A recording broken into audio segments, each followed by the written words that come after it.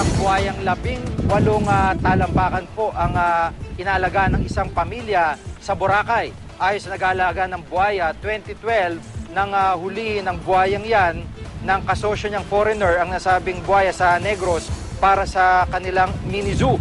Nang nalaman niyang wala pala itong papeles, nagkaalitan sila ng kasosyo at saka iniwan sa kanya ang buhaya.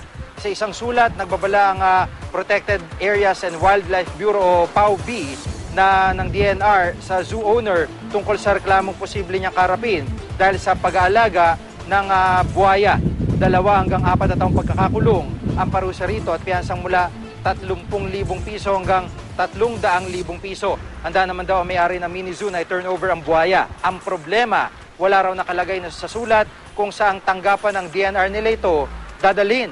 Nasa 6 na private farms lang sa buong bansa ang otorisado ng PAWB, DNR na mag-alaga ng buhaya.